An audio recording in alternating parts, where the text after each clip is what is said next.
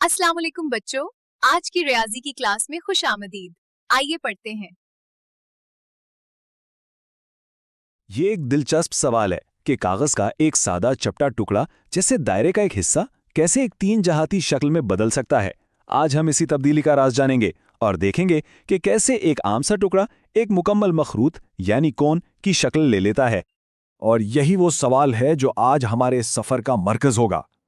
सुनने में तो किसी पहेली जैसा लगता है ना, लेकिन इस सफर के आखिर तक न सिर्फ इसका जवाब मिल जाएगा बल्कि इसके पीछे जो खूबसूरत रियाजी है वो भी बिल्कुल साफ हो जाएगी। तो हमारा सफर शुरू होगा दायरे के एक टुकड़े से जिसे सेक्टर कहते हैं। सबसे पहले हम इसका रकबा निकालेंगे, फिर देखेंगे कि ये पूरे दायरे का कितना हिस्सा बनता है और फिर सबसे दिलचस्प हिस्सा इसे एक मखरूत में बदलेंगे। और आखिर में हम वो सारे अहम फॉर्मूले एक जगह जमा करेंगे जिन्होंने इस पूरे जादू को मुमकिन बनाया। तो सबसे पहले हमें दायरे के इस टुकड़े यानी सेक्टर को समझना होगा, क्योंकि किसी भी चीज को बनाने से पहले उसके बुनियादी हिस्सों को जानना जरूरी होता है, ठीक है ना। तो हमारा पहला कदम होगा इस सेक्टर के रकबे का हिसाब लगाना।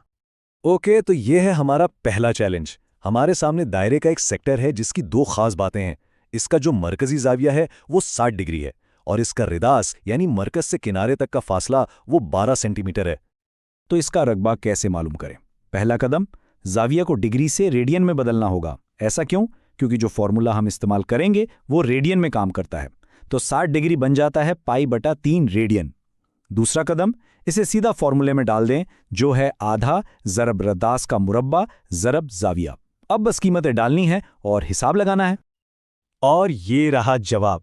इस सेक्टर का रकबा है तकरीबन 75.4 मुरब्बा सेंटीमीटर। हमने अपने सफर का पहला मरहला तो कामयाबी से पूरा कर लिया है, लेकिन ये अदद 75.4 इसका मतलब क्या है? अब देखते हैं कि इसका असल मतलब क्या है।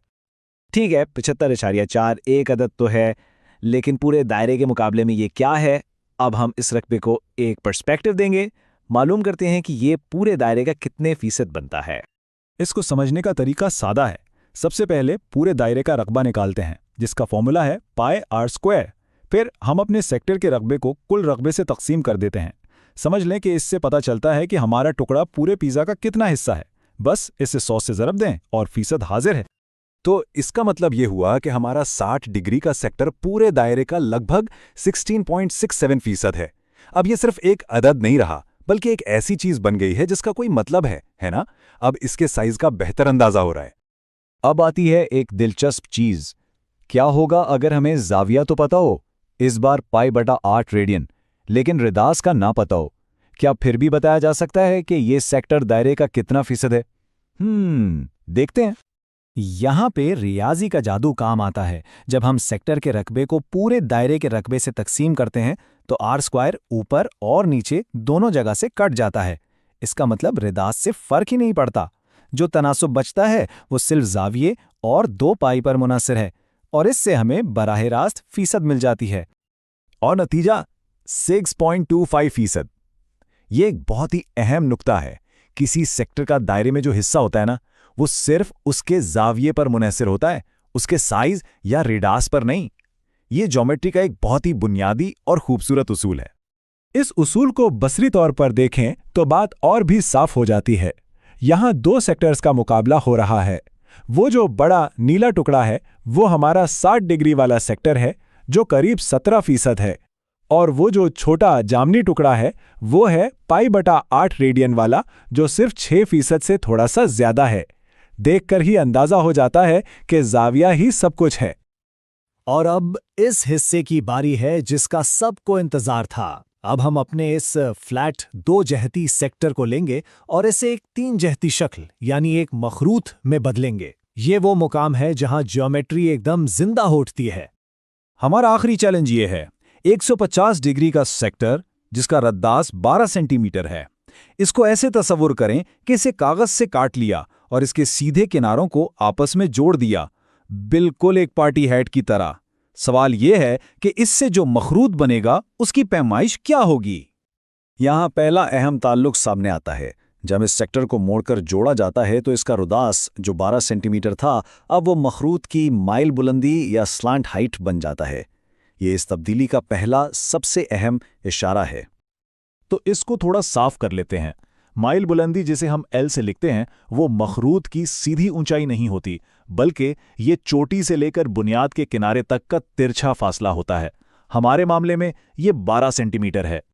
और ये रहा दूसरा और शायद सबसे अहम ताल्लुक, वो फ्लैट रकबा जिसका हिसाब करना हमने सीखा था, अब वो मकरूत की खमीदा सतह का रकबा बन जाता है। यही वो पुल है जो हमारी 2 जिहती दुनिया को 3 जिहती से जोड़ता है। तो इस मालूमात को इस्तेमाल कैसे करें? सादा है। पहले 150 डिग्री वाले सेक्टर का रकबा निकालते हैं, जो आता है 60 पाई। फिर इसे मखरूत की खमीदा सतह के रकबे के फॉर्मूले यानी पाई RL के बराबर रख देते हैं। अब क्योंकि हमें L यानी माइल बुलंदी तो पता है, वो 12 है, तो हम आसानी से R की कीमत निकाल सकते हैं, जो मखरूत के बुनियाद का रद्द-ए-उदास है। और हिसाब करने के बाद मखरूत की बुनियाद का रेडियस निकलता है 5 सेंटीमीटर। जबरदस्त! हमने कामयाबी से एक फ्लैट शक्ल की खसूसियात इस्तेमाल करके एक 3D शय की पैमाइश मालूम कर ली है। और ये रहा हमारा हतमी नतीजा। वो 150 डिग्री का सेक्टर अब एक मुकम्मल मखरूट है, जिसकी माइल बुलंदी 12 सेंटीमीटर और बुनियाद का रिदास 5 सेंटीमीटर है। ये एक खूबसूरत मिसाल है कि किस तरह रियाजी हमें शक्लों को एक जहत से दूसरी में तब्दील करना और समझना सिखाती है। तो इतना सब कुछ सीखने के बाद इन तमाम मालूमात को एक सादा टूलकिट में जमा कर लेते हैं।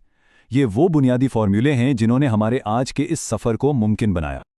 ये हैं वो 3 अहम फॉर्मूले। पहला, सेक्टर का रकबा, जिससे टुकड़े का साइज पता चला। दूसरा, पूरे दायरे का रकबा, जिसने हमें तनासब समझने में मदद की। और तीसरा, मखरूत की खमीदा सतह का रकबा, जिसने 2D को 3D से जोड़ा। ये तीनों मिलकर हमें शक्लों को तब्दील करने की ताकत देते हैं।